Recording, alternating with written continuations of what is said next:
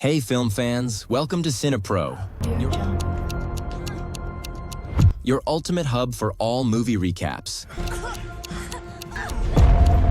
From heartwarming classics to the latest blockbusters, our movie begins with a man named Carl, who is sitting in a black car parked in front of a bar. He's waiting for a girl named Devon, who arrives and gets in the car with him right away, showing that they know each other. After that, they go together to Carl's house, and Devon goes inside. She finds a lot of books and tries to pass the time while Carl finishes what he's doing. She notices that most of the books are about medicine and is surprised Carl owns them, even though he isn't in the medical field. At the same time, Carl is standing in front of the fireplace, heating up a metal rod and waiting for Devon as she leaves the room. He hits her in the stomach with the rod and hangs her on the wall with it. Then he goes to watch TV and sees the police searching for the killer who is kidnapping girls. The police suspect a nurse named Daryl, but after investigating him, they can't find any evidence against him. It turns out that Carl is actually the killer the police are looking for. Next, we move to Mike and Kelsey, the two officers investigating the girls' kidnapping case. They are responsible for the case, but can't find any information about the killer. They finish their day, and Mike takes his colleague Kelsey to his house, where he introduces her to his wife, Chell, and his daughter, Abby. Mike sees that his daughter, Abby, wants to go out to meet her friend Ted, but her mother doesn't agree and refuses to let her go out. Abby gets upset, goes to her room angry, and Mike, her father, tries to calm her down. He tells her that her mother is just worried about her, and after she calms down, he takes her to dinner along with his son Jake. Then we return to Carl, who is cutting up Devon's body and putting it in the fridge. We see him going down to the basement with some food. When he gets there, he leaves the food and exits through another door. After that, we see Detective Kelsey, who lives alone, isn't married, and has no children, but she owns many books about raising children and how to deal with them. We go back to Mike, who is sitting in his room searching for any information that could lead him to the killer. At this time, his daughter Abby comes in to sit with him and watches him work. She sees photos of the kidnapped girls hanging on the wall and asks her father about them. He tells her those are the girls the killer kidnapped, but they haven't been able to find any of them. The next day, someone goes to the police station to report Devon missing. It's her friend John, who says she's been missing since the night of the party and hasn't shown up yet. Mike seems interested in what John is saying because he wants to know who kidnapped her. Kelsey tries to reassure him and says Devon might not have been kidnapped and could just be staying out somewhere since last night. She tells him that since no body has been found, there's no danger, and Devon might not be kidnapped, so they should focus on another, more important case. But Mike ignores her and goes to search for Devon himself. He checks the street cameras from where Devon was last seen and finds out she was with a friend named Crystal. He also sees the car was black, but the license plate isn't visible on the camera. Then we move to Carl, who is going to meet the nurse Daryl, the one the police were investigating. Carl gives Daryl a note with the names of some medications for him to get from the hospital. Daryl is scared and doesn't want to continue with Carl's crimes. Carl then shows him a video of Daryl killing a girl and threatens to report him to the police if he doesn't get the medications. Daryl gets scared and agrees to get the medications, so Carl won't turn him in. We go back to Mike, who is questioning Crystal. She tells him the last time she saw Devon was getting into a car with a man. She says the car was black and gives him the license plate number, which Kelsey takes to check who owns the car. After that, Daryl is at the hospital trying to steal the medications to give to Carl. We return to Mike, who is in his office working on the case. He calls his wife Chell and tells her he won't be able to make it home for dinner because he has a lot of work. Chell tells him Abby wants to go out against her will and is very upset and yelling. At that time, Abby is with her mother, arguing, and then goes to call her boyfriend Ted, telling him she'll come to the restaurant where he works and he has to wait for her. Mike and Kelsey are searching for the car owner using the number Crystal gave them and discover there are 89 stolen black cars. They go to their boss and tell him there are 89 criminals who have stolen black cars. Now they need to check all 89 criminals to find out which one is the killer they're looking for. Next, we see Daryl going to a restaurant to meet Carl and give him the stolen medications. When Daryl sees Carl's car arrive at the restaurant,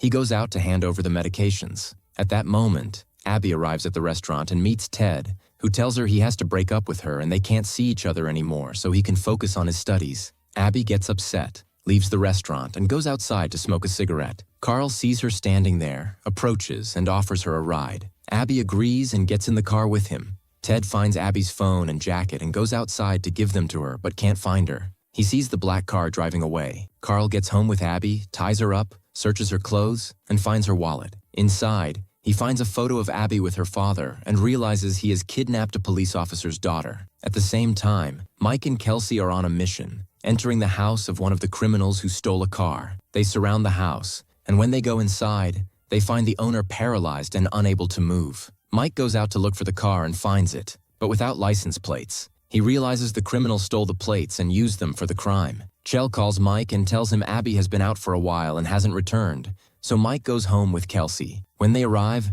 they learn that Chell has called all Abby's friends, but they said that Abby didn't go to their place. So Clissy offered to call one of her journalist friends and publish Abby's photo to speed up the search for her. Meanwhile, Carl is still torturing Abby and filming her, and he keeps electrocuting her, which makes him remember his first kidnapping operation when he abducted his daughter while she was standing by the road. Then he goes to remove the license plates from his car and throws them with the rest of the plates he used before. Mike and Clissy are searching Abby's computer for any messages, but they don't find anything that leads them to her whereabouts. Mike gets very angry because he can't be reassured about his daughter. His boss asks him to take a leave until they find Abby, but he refuses. Then Ted goes to Mike and tells him what happened between him and Abby. He says that Abby was with him in the restaurant, and when she forgot her phone and jacket, he went out to give them to her, but he saw her getting into a black car and couldn't catch up with her. Mike gets angry at him because he denied that Abby had come to him before and starts beating him for lying when they asked him about her. Ted notices the pictures of Daryl hanging on the wall and tells Mike that Daryl was present when the car was at the restaurant.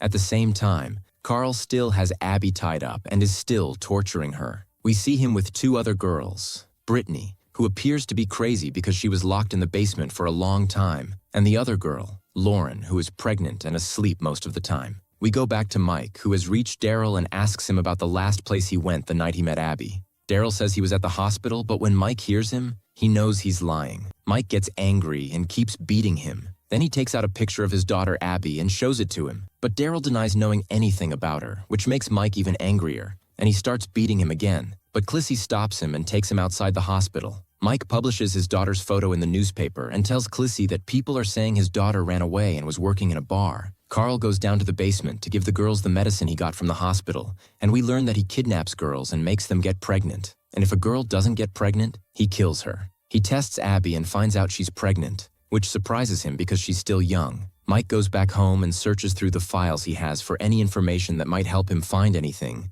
but he doesn't find anything important and gets angry, breaking everything around him. Then he goes to Abby's room and finds many photos of her with Ted and a pregnancy test, so he realizes his daughter is pregnant. He goes back to his room and keeps searching through the files for Daryl's address and heads there. When he arrives, he doesn't find Daryl, so he searches the apartment for anything and finds a lot of papers listing medicines that Carl wrote for him. He feels like someone is in the apartment with him. When he hears a sound, he pulls out his gun and gets ready, but it's only Clissy, who came to help him in hopes they might find something. At the same time, Abby gets close to the other girls and talks with them. Lauren tells her that Carl kidnapped her 3 years ago, that this is her second pregnancy, and that every time she gives birth, Carl takes her baby away. Abby asks how Carl kidnapped her, and Lauren tells her it was through Daryl, who tricked her and brought her to Carl. She also tells her that Carl brings girls to get them pregnant, and if a girl doesn't get pregnant, he kills her. He tests Abby and finds out she's pregnant, which surprises him because she's still young. Mike is standing outside Daryl's house,